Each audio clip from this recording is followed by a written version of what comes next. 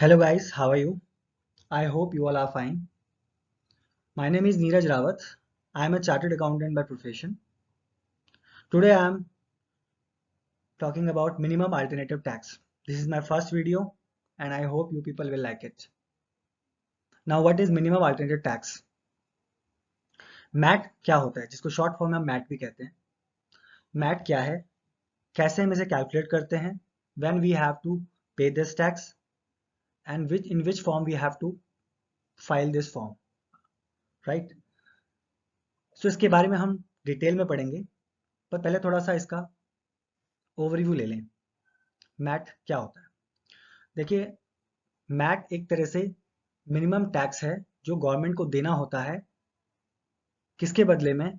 जो normal provision में जो टैक्स है उसके सब्स्टिट्यूट में. इट मीन्स कि हर कंपनी को, हम यहाँ पे कंपनी की बात इसलिए कर रहे हैं कि जो कि मैट का जो प्रोविजन है वो कंपनीज के ऊपर ही एप्लीकेबल होता है और किसी पर एप्लीकेबल नहीं होता. सो जो मैट का प्रोविजन है वो स्पेसिफिकली सिर्फ कंपनीज के लिए है. हम सबको पता है कि जो कंपनीज हैं उनको नॉर्मल प्रोविजन में टैक्स पे करना पड़ता है, यानी जो हम कैलकुलेशन करते हैं पीजीबीपी का, profit and gains in business profession, तो उसमें उनको अपना बिजनेस का इनकम दिखाना होता है, जिसके बेसिस पे वो नेट प्रॉफिट कैलकुलेट करते हैं और उस पर कुछ एडिशन, कुछ अलाउंस, कुछ डिसअलाउंस होती हैं और उसके बेसिस पे वो टैक्स कैलकुलेट करते हैं, राइट? तो अलाउंसेस कुछ होते हैं, जैसे उस पर कुछ एग्जेम्पशंस, कुछ डिडक्शंस मिलती हैं, 80C से 80U के बीच में डिडक्शंस मिलती हैं, एग्जेम्पशंस क्लेम करते हैं. तो काफ़ी सारे एग्जेम्पशंस होते हैं, कुछ अलाउंसेस होती हैं, कुछ डिसअलाउंस भी होते हैं. तो उसके बेसिस पे वो टैक्स कैलकुलेट करते हैं, जिसको हम कहते हैं कि tax as per normal provision, right? तो कंपनी नॉर्मल प्रोविजन में तो टैक्स पे ही कर ही रही थी, पर फिर मैट का इंट्रोडक्शन क्यों हुआ? So what is the reason of introduction of MAT? So MAT को क्यों इंट्रोड्यूस किया गया? इसका रीजन ये था कि होता ये था कि जो नॉर्मल प्रोविजन में जब कंपनी टैक्स कैलकुलेट करती थी तो वो काफ़ी सारे एग्जेम्पशंस, डिडक्शंस क्लेम कर लेते थे, जिससे कंपनी को टैक्स पे नहीं करना पड़ता था सरकार को. वो काफ़ी सारे ऐसे डिडक्शंस क्लेम कर लेते थे, जैसे हम जानते हैं कि डेप्रिसिएशन जब हम इनकम टैक्स एक्ट में कैलकुलेट करते हैं तो हमें वो इनडेफिनेट पीरियड के लिए अलाउ है, यानी अगर आपके पास अनअब्जॉर्ब डेप्रिसिएशन है तो आप इनडेफिनेट पीरियड के लिए उसको कैरी फॉरवर्ड कर सकते हो, यानी आप जब तक बिजनेस रन कर रहे हो तब तक आप उसको कैरी फॉरवर्ड करते रहो, यानी उसकी कोई लिमिट नहीं है. आप उसे अनलिमिटेड लाइफ के लिए कैरी फॉरवर्ड कर सकते हो. और कुछ एग्जेम्पशंस होते हैं, जैसे सेक्शन 10 की कुछ एग्जेम्पशंस होती हैं, राइट? एक सेक्शन 80s की कुछ डिडक्शंस वगैरह होती हैं. तो हर कंपनी ऐसे बहुत सारे डिडक्शंस क्लेम कर लेती है, बहुत सारे एग्जेम्पशंस क्लेम कर लेती है, कुछ प्रोविजंस क्लेम कर लेती है, जिसकी वजह से उनको टैक्स नहीं पे करना पड़ता. तो सरकार ने एक कॉन्सेप्ट वो लेकर आए मिनिमम अल्टरनेट टैक्स का. इसका मतलब ये था कि चाहे कंपनी कोई भी कंपनी टैक्स देने से नहीं बच सकती, यानी अगर उसका टैक्स नॉर्मल प्रोविजन में जीरो आता है तो हम क्या करेंगे, उसका टैक्स मिनिमम अल्टरनेटिव टैक्स के प्रोविजन से निकालेंगे और जो भी टैक्स ज्यादा होगा वो टैक्स उसको गवर्नमेंट को पे करना पड़ेगा. तो अब क्या होता है कि जब मैट का कॉन्सेप्ट इंट्रोड्यूस हुआ तो उसके बाद कंपनी दो तरह से अपने टैक्स को कैलकुलेट करती है. फर्स्ट, वो नॉर्मल प्रोविजन में टैक्स को कैलकुलेट करती है. सेकंड, वो मिनिमम अल्टरनेटिव टैक्स का जो प्रोविजन है उसके हिसाब से टैक्स को कैलकुलेट करती है. और दोनों में से जो भी टैक्स उसका ज्यादा होगा उतना उसे टैक्स गवर्नमेंट को पे करना पड़ेगा. लेट्स एग्जांपल, अगर उसका नॉर्मल प्रोविजन टैक्स 20 लाख है और मिनिमम अल्टरनेटिव टैक्स का जो प्रोविजन है उसमें टैक्स उसका 22 लाख है, तो उसे गवर्नमेंट को 22 लाख का टैक्स पे करना पड़ेगा, राइट? अगर उसका सेकंड एग्जांपल, अगर उसका नॉर्मल प्रोविजन में टैक्स जीरो बनता है, यानी उसने सारी एग्जेम्पशंस क्लेम कर ली हैं, डिडक्शंस क्लेम कर ली हैं, डेप्रिसिएशन क्लेम कर लिया, सब कुछ क्लेम कर लिया, जिससे उसका टैक्स हो गया है जीरो. पर जब हम लोग मैट का प्रोविजन के अकॉर्डिंग टैक्स कैलकुलेट करते हैं तो उसका टैक्स निकलता है 10 लाख. तो अब यहाँ पर दोनों में से जो भी हायर है उस पर वो टैक्स पे करना पड़ेगा. तो 10 लाख का टैक्स गवर्नमेंट को पे करना पड़ेगा कंपनी को. तो ये प्रोविजन लाया ही इसलिए गया था कि कंपनी जो है वो टैक्स देने से ना बच सके, राइट? सो बेसिकली ये कॉन्सेप्ट जो लेकर के आए, ये धीरू भाई अंबानी जो कंपनी है, यानी रिलायंस, उस टाइम पर जब धीरू भाई अंबानी की जो कंपनी थी वो अपने नॉर्मल प्रोविजन में कभी भी टैक्स गवर्नमेंट को पे नहीं करती थी. तो उस लूप होल को हटाने के लिए, उस लूप होल से फाइट करने के लिए मिनिमम अल्टरनेटिव टैक्स का कॉन्सेप्ट लाया गया, जिससे वो सारी कंपनीज को टारगेट किया गया जो अपना टैक्स नहीं पे करती या जीरो पे करती हैं सारे एग्जेम्पशन डिडक्शंस क्लेम करने के बाद. तो उनका फिर टैक्स मैट में कैलकुलेट होने लगा और जो भी टैक्स उनका ज्यादा आया उसको उनको सरकार को पे करना पड़ा. तो ये तो था इसका एक तरह से बेसिक एक ओवरव्यू कि मैट क्या होता है, राइट? सो अब आगे बढ़ते हैं कि मैट मैंने बता दिया मैट कंपनीज पर लगता है। अब आगे इसके बारे में इसका डिटेल एक तरह से पीपीटी में हम पढ़ते हैं। यहाँ पर डेफिनेशन दी है मैट की। MAT stand for minimum alternative tax and it was launched to reduce the gap between tax accountability as per income calculation and book profit, right? So ये हमारा एक तरह से कॉन्सेप्ट था।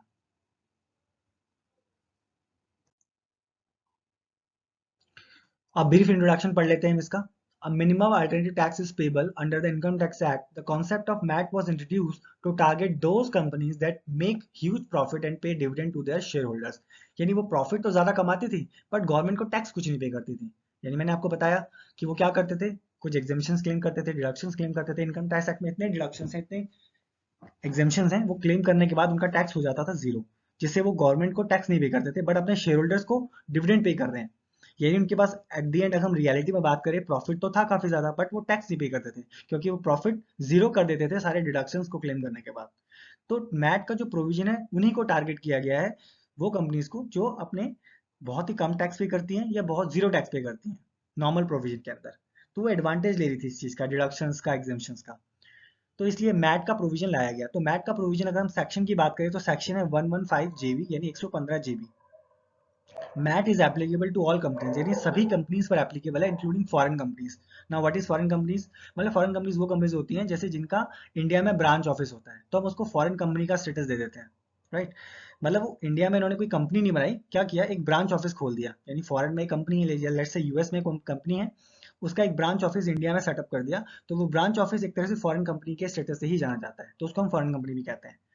और मैट का जो कैलकुलेशन है वो हम 115 जेबी के अंदर कैलकुलेट करते हैं इनकम टैक्स एक्ट के अंदर। तो यहाँ पर बोला गया है कि भाई हर कंपनी को टैक्स पे करना पड़ेगा अपने नॉर्मल प्रोविजन में, और जो उसका मैट का प्रोविजन है, दोनों में से जो भी हाईयर होगा टैक्स वो उसको पे करना पड़ेगा। एग्जाम्पल, जैसे tax liability as per the normal provision of income tax act. हमारा normal provision let's say tax rate 30% है कंपनीज के ऊपर, 4% का एजुकेशन सेस लगता है और सरचार्ज भी लगता है अगर एप्लीकेबल हुआ तो, राइट? तो ये हम टैक्स कैलकुलेट करते हैं नॉर्मल प्रोविजन में। और जो हम कैलकुलेट करते हैं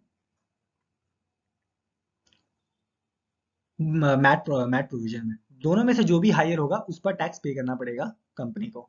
मैट का जो रेट है वो है 15% का, ठीक है, जो कि इफेक्टिव है असेसमेंट ईयर 2021। इससे पहले हम बात करें तो जो रेट था वो 18.5% था, उसको रिड्यूस करके 15% कर दिया, ठीक है। बुक प्रॉफिट का मतलब क्या है? अब देखो यहाँ पर बुक प्रॉफिट का मतलब क्या है। मैट में हम लोग बुक प्रॉफिट की बात करते हैं। What is book profit? तो बुक प्रॉफिट हम लोग पढ़ेंगे कैसे हमें बुक प्रॉफिट कैलकुलेट करना है, क्योंकि जो मैट का रेट है 15% वो बुक प्रॉफिट पे लगता है, ठीक है। वो कैसे कैलकुलेट होगा उसका कैलकुलेशन सेपरेटली। मैथ कैलकुलेट करने के लिए अब उसमें कुछ चीजें हमें एडिशन करनी होती है, कुछ चीजें डिलीशन। एडिशन की बात कर लेते हैं, addition to the net profit. यानी जब आप बुक प्रॉफिट कैलकुलेट कर रहे हो तो आपको कुछ फॉल चीजें ऐड करनी है नेट प्रॉफिट में, राइट? सो नेट प्रॉफिट में ऐड तब करनी है जब ये चीजें प्रॉफिट एंड लॉस में डेबिट हुई हैं यानी माइनस हुई हैं। सबसे पहले इनकम टैक्स पेड और payable if any calculated as per normal provision of the income tax act. जो भी आपने अगर प्रोविजन बनाया है इनकम टैक्स एक्ट का, वो पीएल में डेबिट हुआ है तो आपको उसको वापस ऐड कर देना है, राइट? कोई भी आपने रिजर्व में पैसा ट्रांसफर किया है, यानी आपने कोई भी जनरल रिजर्व क्रिएट किया है, कोई स्पेशल रिजर्व क्रिएट किया है, कोई भी ऐसा रिजर्व क्रिएट किया है, उसमें पैसा ट्रांसफर किया है पीएल के थ्रू, यानी पीएल को डेबिट किया है, तो उस रिजर्व के पैसे को वापस आप ऐड कर दो, यानी डेबिट को वापस से क्रेडिट कर दो, यानी वापस ऐड कर दो। डिविडेंड प्रपोज और पेड। ऑब्वियसली अगर आपने कोई डिविडेंड प्रपोज किया है या पे किया है तो आपने पीएल से वो डिविडेंड कम किया होगा, पीएल को कम किया होगा, राइट? आपने प्रपोज डिविडेंड को बढ़ाया होगा और पीएल को डेबिट किया होगा। तो अगर आपने किया है तो आप उस डिविडेंड को जो भी आपने प्रपोज किया है उसको वापस से ऐड ऑन कर दीजिए। Provision for loss of subsidiary companies. Subsidiary companies के लिए कुछ जो प्रोविजन बनाते हैं हम लॉस का, जैसे आपकी सब्सिडरी कंपनीज हैं उसमें कुछ लॉसेस का प्रोविजन अगर बनाता है होल्डिंग कंपनी, अगर ऐसी कोई आप कंपनी है जिसका आपने प्रोविजन बनाया था लॉस का, तो आपने पीएल को डेबिट किया होगा तो वापस उसे आप ऐड कर दो। एक चीज आपको फिर ऐड करनी है, depreciation including depreciation on account of revaluation of asset. देखिए क्या होता है कि हम एसेट्स को रीवैल्यू भी करते हैं, राइट? तो आपको जो डेप्रिसिएशन आपने कैलकुलेट किया है असेट्स के ऊपर और जो असेट रीवैल्यू है उसके ऊपर भी, आप पूरा का पूरा डेप्रिसिएशन ऐड ऑन कर दीजिए, ठीक है। कोई भी आपने प्रोविजन बनाया डेफर्ड टैक्स का तो वो भी आप ऐड कर दीजिए। अगर आपने डेफर्ड टैक्स का प्रोविजन यानी डेफर्ड टैक्स लायबिलिटी क्रिएट करी है तो पीएल आपने डेबिट किया होगा, राइट। तो वापस आप उसको ऐड कर दो। फिर next, provision for uncertain liability, यानी अगर कोई अनअसर्टेन लायबिलिटी है, जैसे provision for bad debts. Uncertain का मतलब है ये कि आपको पता नहीं है लायबिलिटी आपकी कितनी होगी, अनअसर्टेन है, ठीक है। आपके लिए कंफर्मेशन नहीं है कि ये लायबिलिटी आपके लिए होगी भी कि नहीं होगी फ्यूचर में, तो आपने उसका फिर भी एक प्रोविजन बना लिया, यानी वो प्रोविजन आपने अनअसर्टेन लायबिलिटी का बनाया है। जैसे हम लोग हैं बैड डेट्स, बैड डेट्स कोई कंफर्मेशन तो है नहीं कि होगी कि नहीं होगी, आपने फिर भी बैड डेट का एक प्रोविजन क्रिएट कर दिया बुक्स के अंदर फॉर अ सेफर साइड। तो अगर ऐसा कुछ है तो आपको वो ऐड करना पड़ेगा उसका प्रोविजन, क्योंकि आपने पीएल को डेबिट किया है। Last is amount of expense related to exempt income under section 10, 11 and 12, यानी जो इनकम एग्जेम्प्ट है सेक्शन 10 के अंदर, जैसे एग्रीकल्चर इनकम्स जो है काफी एग्जेम्प्ट होती है, 11 के अंदर एग्जेम्पशंस मिलती है आपको चैरिटेबल ट्रस्ट वालों को, 12 के अंदर एग्जेम्पशंस मिलती हैं, ठीक है। तो 10, 11, 12 में जो भी इनकम एग्जेम्प्ट है उनसे रिलेटेड जो भी एक्सपेंस है वो आप जो भी अगर आपने पीएल में डेबिट किए हैं तो आप उसको वापस ऐड ऑन कर दो, क्योंकि ये इनकम जो है 11, 12 और 10 ये एग्जेम्प्ट है, तो इनसे रिलेटेड जो भी एक्सपेंस है वो भी आपको ऐड ऑन करने हैं पीएल के अंदर, वो आपके पीएल में डेबिट यानी माइनस नहीं होने चाहिए। बट एक्सेप्शन क्या है, 10AA और 1038 है, ठीक है। तो 10AA और 1038 के एक्सपेंस हैं तो वो आप ऐड ऑन मत कर दो, उसके अलावा कोई भी एक्सपेंस है 11, 10 और 12 का तो वो आप ऐड ऑन कर दो, ठीक है। अब पढ़ते हैं डिलीशंस के बारे में। डिलीशंस के बारे में पढ़ते हैं। Deletion to the net profit. अब आपको नेट प्रॉफिट में से क्या क्या कम करना है, अभी इससे पहले हमने पढ़ा था कि क्या क्या चीजें आपको ऐड करनी है नेट प्रॉफिट पे, अब हम पढ़ने वाले हैं नेट प्रॉफिट में क्या क्या चीजें आपको डिलीशन करना है, यानी डिलीशन तब करना है जो भी चीजें आपकी पीएल में क्रेडिट हुई है, यानी पीएल में ऐड हुई है ऑलरेडी, ये ऑलरेडी पीएल में ऐड है तो आपको ये माइनस करनी है। सबसे पहले amount withdrawn from any reserve और प्रोविजन, आपने कोई अमाउंट विड्रॉ किया है रिजर्व से, अगर आप अमाउंट को रिजर्व से विड्रॉ करते हो तो आप पीएल को क्रेडिट करते हो, करेक्ट। तो ऑब्वियसली आपने पीएल को जब क्रेडिट किया है, कोई रिजर्व को विड्रॉ किया तो पीएल को क्रेडिट किया, तो उस अमाउंट को वापस से आप डिलीट कर दो, क्योंकि पीएल उसे इंक्रीज हुआ है तो आप उसे माइनस कर दो, ठीक है। Second is the amount of income to which any of the provision of section 10, 11, 12, यानी कोई भी इनकम आपको पता है 10, 11, 12 की इनकम एग्जेम्प्ट होती है, करेक्ट। तो ये इनकम एग्जेम्प्ट है तो आप पीएल से इनको माइनस कर दो, राइट, क्योंकि ये पीएल में ऐड तो हो रखी है बट ये इनकम एग्जेम्प्ट है तो इनको आप माइनस कर दो, क्योंकि बुक प्रॉफिट का ये पार्ट नहीं बनेगी। एक्सेप्ट 10AA और 1038, सेम यहाँ पे एक्सपेंस में भी हमने पढ़ा था कि इंसिलेटेड एक्सपेंस अगर हुए तो वो आपको ऐड कर देने हैं, और इंसिलेटेड इनकम अगर होती है तो वो आपको माइनस कर देनी है। लास्ट उसके बाद third point, amount withdrawn from revaluation reserve and credit to the profit and loss to the extent of depreciation on the account of revaluation of asset. अब आपको इसमें से क्या करना है, आपको डेप्रिसिएशन वगैरह माइनस करना है, amount withdrawn from revaluation reserve, जो भी अमाउंट आपने रिवैल्यूएशन रिजर्व से विड्रॉ किया है और पीएल में क्रेडिट किया है, to the extent depreciation account of revaluation asset, यानी जितना असेट पर रिवैल्यूएशन ऑफ असेट, यानी जो असेट के ऊपर जो रिवैल्यूएशन हुआ है उसके एक्सटेंट तक जो भी आपने रिवैल्यूएशन रिजर्व से पैसा विड्रॉ किया है वो आपको माइनस कर देना है, ठीक है। फिर उसके बाद है amount of loss brought forward और अनअब्जॉर्ब डेप्रिसिएशन। अब दो चीजें आती हैं, जैसे आपने कोई लॉस ब्रॉट फॉरवर्ड है आपका, ठीक है, जो आपका लास्ट ईयर से कुछ लॉसेस आपकी कैरी फॉरवर्ड होते आ रहे हैं, आप उसको ब्रॉट फॉरवर्ड कर रहे हो, आपको पता है कि भाई कुछ लॉसेस हैं आपके 8 सालों तक के लिए कैरी फॉरवर्ड कर सकते हो आप, राइट। तो ब्रॉट फॉरवर्ड कुछ लॉसेस है और कुछ अनअब्जॉर्ब डेप्रिसिएशन है, दोनों में से जो भी लोअर होगा as per books of accounts वो आपको क्या करना है, इसमें माइनस करना है। However the loss shall not include the depreciation, तो उस लॉस में डेप्रिसिएशन इंक्लूड नहीं होगा। इफ लॉस ब्रॉट फॉरवर्ड और unabsorbed depreciation nil then nothing shall be deducted, ठीक है। तो जो अगर लॉस ब्रॉट फॉरवर्ड और अनअब्जॉर्ब डेप्रिसिएशन जीरो है तो फिर कोई डिडक्ट नहीं होगा, तो आपको जनरली बोला गया है कि अगर अनअब्जॉर्ब डेप्रिसिएशन और लॉस ब्रॉट फॉरवर्ड दोनों आ रहे हैं तो उन दोनों में से जो लोअर अमाउंट है वो आप माइनस कर दो, ठीक है। और same amount of defer tax, अगर हमें डेफर टैक्स असेट बनाया हुआ है बुक के अंदर तो पीएल को क्रेडिट किया होगा, पीएल को क्रेडिट किया है तो आपको फिर से उसको माइनस करना है। फिर अमाउंट ऑफ डेप्रिसिएशन, जो आपने पीएल में डेबिट किया था वो आपको माइनस करना है। देखो अब यहाँ पर आपको डेप्रिसिएशन जो अलाउ होगा ना, डेप्रिसिएशन अलाउ नहीं बोलेंगे, डेप्रिसिएशन जो आपको माइनस होगा वो वही डेप्रिसिएशन माइनस होगा जो आपको ओरिजिनल असेट्स के ऊपर है, यानी अगर जिस असेट को आपने रिवैल्यू किया था तो रिवैल्यूड असेट के ऊपर जो डेप्रिसिएशन कैलकुलेट किया है वो माइनस नहीं होगा, सिर्फ जो ऑलरेडी असेट्स आपके पड़े थे विदाउट रिवैल्यूएशन उन्हीं पर डेप्रिसिएशन आपको माइनस करना है, रिवैल्यूएशन ऑफ असेट की डेप्रिसिएशन माइनस नहीं करना है, ठीक है। तो ये तो हो गया भाई डिलीशंस की बातें। तो ये फॉलोइंग थिंग्स आपको ऐड और डिलीशन करना है नेट प्रॉफिट में से, कहां पर पहुंचने के लिए, बुक प्रॉफिट तक पहुंचने के लिए, ठीक है। क्योंकि बुक प्रॉफिट पर ही हम मैट को कैलकुलेट करते हैं। अब बात करते हैं मैट क्रेडिट की।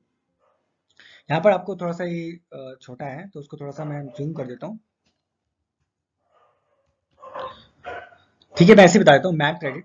अब देखो मैट क्रेडिट क्या होता है, मैंने आपको बताया भाई, आपको नॉर्मल प्रोविजन ऑफ टैक्स में से और मैट में से हायर टैक्स पे करना है गवर्नमेंट को, यानी दोनों में से टैक्स आप कैलकुलेट करो, दोनों प्रोविजंस में जो भी टैक्स हायर होगा आप उसको गवर्नमेंट को पे कर दो। अब देखो आपने गवर्नमेंट को पे तो कर दिया, अब आपने हायर टैक्स पे किया है, अब इसका आपको मैट का क्रेडिट मिल जाएगा। गवर्नमेंट कहती है भाई आपका नॉर्मल प्रोविजन जो टैक्स है वो, लेट्स से मैं एग्जांपल देता हूँ 10 लाख का है, और मैट प्रोविजन में आपका टैक्स है 12 लाख। तो भाई जो प्रोविजन वो तो कहता है भाई दोनों में से हाईयर है वो पे कर दो आप, तो आप 12 लाख पे कर दोगे। अब आपको इसका क्रेडिट मिल जाएगा, यानी आपको उसका फायदा मिलेगा आने वाले सालों के लिए। तो वो कितना मिलेगा, ये कह रहे हैं when an amount tax is paid as MAT, अगर आप कोई टैक्स पे कर रहे हो एज अ मैट, तो आपको क्या करना पड़ेगा, आपको उसका क्रेडिट मिल जाएगा 115 JAA में। कैसे, जितना भी आपने टैक्स पे किया मैट में माइनस जितना टैक्स आपका बन रहा था नॉर्मल प्रोविजन में, तो वो आपको उसका मैट का क्रेडिट मिल जाएगा। ठीक है, लेट्स से अगर आपका मैट में टैक्स बन रहा है 12 लाख और नॉर्मल प्रोविजन में टैक्स बन रहा है 10 लाख, तो 12 लाख माइनस 10 लाख यानी 2 लाख का आपको मैट क्रेडिट मिल जाएगा आपके बुक्स में, जो आप आगे 15 सालों के लिए कैरी फॉरवर्ड कर सकते हो, यानी 15 असेसमेंट ईयर के लिए उसको कैरी फॉरवर्ड कर सकते हो, यूज कर सकते हो। अब ये यूज कैसे होगा उसको हम आगे बढ़ते हैं। और देखो ये जो 15 आपको जो मैट क्रेडिट मिल रहा है ना, इसके ऊपर गवर्नमेंट आपको कोई इंटरेस्ट वगैरह नहीं पे करेगी, तो आप भूल जाइए। राइट, तो आपके उसमें कोई आपको इंटरेस्ट नहीं मिलना, जितना भी मैट क्रेडिट मिला है यही इसी का आपको बेनिफिट आगे मिलेगा। वो बेनिफिट कैसे मिलेगा वो आपको एग्जांपल से समझाया जाता है। एग्जांपल देखो, ABC limited has a taxable income as per the normal provision of the income tax act is 40 lakh. यानी एक एबीसी लिमिटेड कंपनी है जिसका टैक्सेबल इनकम जो है नॉर्मल प्रोविजन में वो 40 लाख आता है, और उसका बुक प्रॉफिट 75 लाख आता है। अब ये जो बुक प्रॉफिट 75 लाख कैलकुलेट हुआ है, ये सब उसी प्रोविजन के अकॉर्डिंग कैलकुलेट हुआ है, जो मैंने आपको बताया क्या एडिशन करना है नेट प्रॉफिट पे, क्या डिलीशन करना है, उस प्रोविजन को फॉलो करने के बाद ये प्रॉफिट आया, तो ये आपको ऑलरेडी गिवन है, तो आपको कुछ कैलकुलेट नहीं करना, ये सिर्फ एग्जांपल के लिए है कि भाई बुक प्रॉफिट उन्होंने खुद ही कैलकुलेट कर दिया कि भाई 75 लाख का बुक प्रॉफिट है मैट प्रोविजन के अकॉर्डिंग, और नॉर्मल प्रोविजन के अकॉर्डिंग टैक्सेबल इनकम 40 लाख है। ठीक है, अब 40 लाख है, तो आप क्या करो, हाँ 40 लाख है, राइट, तो टैक्सेबल इनकम आप कैलकुलेट कर लो कि भाई कितनी आएगी। ये शायद 40 लाख के अराउंड 30 लाख होना चाहिए, शायद ये 40 लाख नहीं है 30 लाख है, क्योंकि जो कैलकुलेशन की है वो 30 लाख के बेसिस पे करी है।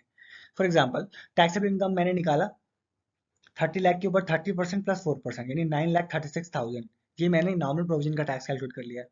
अब मैट के अकॉर्डिंग टैक्स निकलेगा भाई 75 लाख का 15% प्लस 4%, यानी 11,70,000। तो दोनों में से हाइयर कितना है भाई, 11,70,000 है। ठीक है, तो आप उतना टैक्स गवर्नमेंट कंपनी को पे करना पड़ेगा गवर्नमेंट को, 11,70,000। अब ये टैक्स जो पे हुआ है ये मैट प्रोविजन के अकॉर्डिंग पे हुआ है। ठीक है, अब इसका आपको कितना मैट क्रेडिट मिलेगा, देखो मिलेगा आपको जो भी आपने टैक्स पे किया है मैट प्रोविजन में, यानी 11,70,000, और जो आपका नॉर्मल प्रोविजन में टैक्स था वो माइनस कर देंगे, यानी 11,70,000 minus 9,36,000, the balance will be 2,34,000। तो ये 2,34,000 का आपको क्रेडिट मिल जाएगा मैट का। अब ये आपकी बुक्स में आपको पड़ा रहेगा मैट का क्रेडिट, जो आप नेक्स्ट असेसमेंट ईयर में, जब next previous year assessment year calculation होगा टैक्स का, तो आप उसको यूज कर सकते हो नेक्स्ट ईयर में। ठीक है, अब यूज कैसे कर सकते हैं वो हम आगे बढ़ेंगे। ये क्रेडिट जो आपको मिला है, ये आपको 15 सालों तक आप इसको कैरी फॉरवर्ड कर सकते हो। जब आपको जिस दिन आपने लिया, जिस ईयर में आपने लिया, उससे नेक्स्ट 15 असेसमेंट ईयर ये आपको कैरी फॉरवर्ड इसका अलाउड है, यानी इसके 15 सालों तक आप इसका क्रेडिट क्लेम कर सकते हो। ठीक है, ये चीज हो गई। ठीक है, अब एक एग्जांपल समझते हैं भाई, अब मैंने बोल दिया मैट क्रेडिट में यूज तो कर सकता हूँ 15 सालों तक, अब कैसे यूज करना है, ये कब यूज होगा, कैसे यूज होगा, ये हम पढ़ते हैं।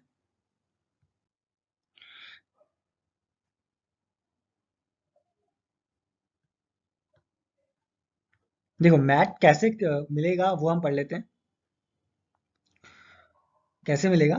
देखो वो मैट कैसे मिलेगा, सबसे पहले देखो, अगर नेक्स्ट असेसमेंट ईयर में आपका जो टैक्स है वो नॉर्मल प्रोविजन में बनता है 15 लाख, राइट, और मैट में टैक्स आपका बनता है 14 लाख का, कितना बनता है 14 लाख का, और नॉर्मल प्रोविजन बनता है 15 लाख। तो भाई जो प्रोविजन कहता है कि भाई दोनों में से जो भी हायर हो आप टैक्स पे कर दो, ठीक है जी पे कर देंगे। तो मैंने कहा 15 लाख का higher tax obviously normal provision बन रहा है, तो मैं 15 लाख का गवर्नमेंट को टैक्स पे कर दूंगा। अब इस 15 लाख का मुझे टैक्स पे करना है, बट मेरे पास कुछ मैट क्रेडिट भी पड़ा हुआ है। लेट से मैं एग्जांपल लेता हूँ, वो पड़ा है मेरा 2 लाख का। फॉर एग्जांपल 2 लाख का मेरा मैट क्रेडिट मुझे पड़ा हुआ है, जो मैंने लास्ट ईयर मैट में टैक्स पे किया था, उसका क्रेडिट मेरे पास 2 लाख का पड़ा हुआ है। ठीक है, तो अब ये 2 लाख का 2 लाख मैं पूरा यूज कर सकता हूँ, जी नहीं। देखिए मैट का जो प्रोविजन है वो कहता है भाई आप यूज तो कर सकते हो मैट क्रेडिट, बट कितना यूज कर सकते हो, किस एक्सटेंट तक यूज कर सकते हो? आप यूज कर सकते हो to the extent of MAT tax, यानी जिस साल का आप मैट नॉर्मल प्रोविजन का टैक्स में जो ले रहे हो आप क्रेडिट, उसमें जो मैट का कैलकुलेशन का जो टैक्स, मैट का जो टैक्स है वो जितना है उसकी एक्सटेंट तक ले सकते हो। फॉर एग्जाम्पल, जैसे 15 लाख का आपने टैक्स पे करना है नॉर्मल प्रोविजन में इस साल में, और 14 लाख का मैट में टैक्स कैलकुलेट हो रहा है, राइट? यानी 1 लाख रुपए आप ज्यादा पे कर रहे हो नॉर्मल प्रोविजन में, करेक्ट? ठीक है, आपके पास 2 लाख का क्रेडिट पड़ा हुआ है। अगर मैं 2 लाख का क्रेडिट पूरा यूज करता हूँ तो 15 - 2 यानी 13 लाख का टैक्स पे करना पड़ेगा। पर 13 लाख और जो मैट का वो है 14 लाख, तो ऑब्वियसली बात है यहाँ पर मैट कितना है 14 लाख, तो फिर से 1 लाख ज्यादा बन रहा है। तो आप कितना मैक्सिमम क्रेडिट ले सकते हो to the difference of normal provision of tax and MAT provision of tax, यानी 15 - 14, यानी सिर्फ 1 लाख तक का आप मैट क्रेडिट क्लेम कर सकते हो इस साल। फिर जो 1 लाख और बचेगा वो आगे सालों के लिए कैरी फॉरवर्ड हो जाएगा। समझ रहे हो? जैसे 15 लाख का टैक्स बना नॉर्मल प्रोविजन में, 14 लाख का मैट में बना। अब आपको मैट क्रेडिट यूटिलाइज करना है जो आपका 2 लाख पड़ा है, आप यूज कितना कर सकते हो? सिर्फ 1 लाख। 15 में से 1 लाख गया यानी 14 लाख। तो आपको मिनिमम मैट का टैक्स तो पे करना ही पड़ेगा, उससे कम नहीं कर सकते आप, ठीक है? तो उतना तो करना ही पड़ेगा। अब 14 लाख हो गया तो 14 लाख गवर्नमेंट को पे कर दोगे, ठीक है? तो ये आपने इतना 1 लाख का क्रेडिट यूज कर लिया, अब आपका 1 लाख का और बचा है। अब ये नेक्स्ट ईयर के लिए और कैरी फॉरवर्ड हो गया। मैंने कहा ना 15 सालों तक आप कैरी फॉरवर्ड कर सकते हो। फिर नेक्स्ट ईयर आया, फिर से सेम सिचुएशन आई। अब 16 लाख का टैक्स नॉर्मल प्रोविजन बन गया, 15 लाख का टैक्स मैट में बन गया। अब फिर से आप 1 लाख यूज कर सकते हो और आपके पास पड़ा भी 1 लाख ही है, तो अब ये पूरा यूटिलाइज कर लो आप। तो इस तरह से मैट का जो क्रेडिट है वो आप यूटिलाइज कर सकते हो, ठीक है? अब कुछ फ्रीक्वेंटली आस्क्ड क्वेश्चंस हैं जो मैं पढ़ रहा हूँ यहाँ पर। जैसे कि मैट किसको एप्लीकेबल होता है, मैंने आपको बताया सभी कंपनीज पर एप्लीकेबल है इंक्लूडिंग फॉरेन कंपनीज। मैट का रेट क्या है? 15% है 1920 से, ठीक है? असेसमेंट ईयर 2021 से। उससे पहले 18.5% था, वो हमारे लिए रेलिवेंट नहीं है, तो हम अपडेटेड पढ़ रहे हैं यानी अमेंडेड पढ़ रहे हैं 15%। ये कैरी फॉरवर्ड कब तक हो सकता है टैक्स क्रेडिट इसका? मैंने बताया आपको 15 असेसमेंट ईयर तक आप इसको कैरी फॉरवर्ड कर सकते हो, ठीक है? क्या मैट और एएमटी सेम होते हैं? ये देखो, मैट और एएमटी सेम, तरीका सेम है दोनों का, मतलब एक तरह से स्ट्रक्चर सेम है बट सेम नहीं होते। मैट जो है वो जनरली कंपनीज पर ही एप्लीकेबल होता है, और एएमटी जो है वो एप्लीकेबल होता है इंडिविजुअल्स के ऊपर, एचयूएफ्स के ऊपर, जो भी हिंदू अनडिवाइडेड फैमिलीज हैं, एसोसिएशन ऑफ पर्सन यानी एओपीज के ऊपर, एंड बॉडी ऑफ इंडिविजुअल्स के ऊपर जिनकी टोटल इनकम यानी टोटल एडजस्टेड इनकम 20 लाख से एक्सीड कर रही है। कंडीशन है, देखो एएमटी तभी एप्लीकेबल होगा जब 20 लाख से एक्सीड करेगी एडजस्टेड टोटल इनकम, और वो भी कैलकुलेट करने का एक अलग तरीका है, कैसे कैलकुलेट होगा वो सेपरेट प्रोविजन है उसका एएमटी का, ठीक है? तो मैट और एएमटी डिफरेंट डिफरेंट है। मैट सिर्फ कंपनीज और इंक्लूडिंग फॉरेन कंपनीज पे लगता है, और AMT individual HUF AOP BOI जिनकी एडजस्टेड टोटल इनकम 20 लाख से ऊपर है से ऊपर लगता है, ठीक है? तो ये तो हो गए फ्रीक्वेंटली आस्क्ड क्वेश्चंस। अब देखो यार, ये तो होगी सिर्फ थियोरेटिकल बात। अब हम बात करते हैं इसको हम एक्चुअल प्रैक्टिकल लाइफ में कैसे करते हैं। देखो, प्रैक्टिकल लाइफ में हमें एक फॉर्म 29B फाइल करना होता है। वो एक रिपोर्ट होती है किसकी? चार्टर्ड अकाउंटेंट की। आपको पता है भाई कि जो सीएज हैं, जनरली टैक्स का सारा मैटर सीएज हैंडल करते हैं, ठीक है? तो जो मैट की कैलकुलेशन है, वो मैट की कैलकुलेशन फॉर्म 29B में कैलकुलेट, पूरा फॉर्म 29B के अंदर आती है, जिसमें एक तरह से रिपोर्ट पेश होती है कि भाई ये जो बुक प्रॉफिट है ये कैलकुलेट हुआ है, ये मैट प्रोविजन के अकॉर्डिंग ही कैलकुलेट हुआ है, सही कैलकुलेट हुआ है। तो सीए इसके ऊपर अपनी एक रिपोर्ट देता है। A chartered accountant must provide the same for the company that falls under section 115 JB, यानी जो भी कंपनी मैट में टैक्स पे कर रही है उसको एक चार्टर्ड अकाउंटेंट से रिपोर्ट लेनी पड़ेगी फॉर्म 29B के अंदर, ठीक है? तो असेसी क्या करेगा, ये इंश्योर करता है। ऐसा क्यों होता है, सीए की रिक्वायरमेंट का, रिपोर्ट की रिक्वायरमेंट क्यों है? ताकि गवर्नमेंट ये चाहती है भाई जो आप मैट में बुक प्रॉफिट कैलकुलेट कर रहे हो वो सही कैलकुलेट हो, वो according to the MAT provision calculate हो। अगर वो गलत कैलकुलेट होगा तो गवर्नमेंट को टैक्स कम मिलेगा, राइट? तो वो सही कैलकुलेट हो यानी according to the provision of MAT हो। तो इसलिए वो एक सीए की रिपोर्ट मांगते हैं कि भाई आप सीए से हमें साइन करा के दो कि जो आपका बुक प्रॉफिट निकल के आया है ये सही निकल के आया है। तो सीए क्या करेगा, अपनी रिपोर्ट पेश करेगा 29B के अंदर। अब इसका फाइलिंग का तरीका क्या है वो भी पढ़ लेते हैं हम लोग। देखो क्या होता है, हर कंपनी को अपने इनकम टैक्स पोर्टल पर एक सीए असाइन करना पड़ता है, अपॉइंट करना पड़ता है, ठीक है? वो अपनी कंपनी के लॉगिन आईडी पासवर्ड उसको पता है, अपने लॉगिन पासवर्ड से वो लॉगिन करेगी कंपनी। वहां पर माई सीए सर्विस लॉग करने के बाद माई सीए सर्विस में वो 29B फॉर्म सेलेक्ट करेगी और एक रजिस्टर्ड सीए। अब क्या करेगी, पहले तो अपने सीए को ऐड करना होता है। आप अपने इनकम टैक्स पोर्टल पे आप सीए ऐड कर दो, ठीक है? और उसको ये टास्क असाइन कर दो कि भाई हमने सी ऐड कर दिया है और अपना जो भी रेलेवेंट डॉक्यूमेंट्स वगैरह है अटैचमेंट लगा दिया है। ये प्रैक्टिकल एस्पेक्ट्स है। अटैच करने के बाद आपने असाइन कर दिया सीए को कि भाई हमने 29B करने के लिए आप एक सीए को असाइन कर दिया है। अब जब आप असाइन कर दोगे तो असाइन करने के बाद फिर जो चार्टेड अकाउंटेंट है वो अपने लॉगिन आईडी पासवर्ड से ऐड करेगा। उसके पास एक डीएससी होना चाहिए जो कि रजिस्टर्ड हो भाई इनकम टैक्स पोर्टल पे, ठीक है। फिर उसके पास वो अपने इनकम टैक्स पोर्टल पे लॉगिन करने के बाद वो देखेगा जो भी उसके पेंडिंग एक्शंस वगैरह हैं, उस पर वर्क लिस्ट में चेक करेगा कि उसके पास रिक्वेस्ट आई होगी उस कंपनी की जिसने उसको असाइन किया है, वो उसको एक्सेप्ट करेगा। एक्सेप्ट करने के बाद फॉर्म को फाइल करेगा। जैसे ही वो फॉर्म फाइल कर देगा, फाइल करने के बाद डीएससी से वेरीफाई कर देगा। वेरीफाई करने के बाद सेम चीज वो अप्रूवल के लिए जाएगी कंपनीज के पोर्टल के पास। फिर कंपनी दोबारा से लॉगिन करेगी और उसको एक्सेप्ट और रिजेक्ट करेगी। एक बार एक्सेप्ट कर लिया तो एक्सेप्ट करने के बाद वो फॉर्म फाइल हो जाएगा और जो भी सक्सेस का मैसेज है वो रजिस्टर्ड ईमेल आईडी और पास ईमेल आईडी और फोन नंबर के पास कंपनी के जो भी ऑथराइज सिग्नेटरीज है उनके पास चला जाएगा कि आपका फॉर्म फाइल हो चुका है। तो ये तो है प्रैक्टिकल एस्पेक्ट फॉर्म फाइल करने का। तो ये इस तरह से फॉर्म फाइल होता है। ये फॉर्म 29B है जो कि आपके मैट के लिए होता है, ठीक है। तो ये था मैट के ऊपर जो भी हमारा डिस्कशन होना था। Thank you very much. अगर आपको ये वीडियो पसंद आई हो तो प्लीज़ इस वीडियो को लाइक कर देना। Thank you so much.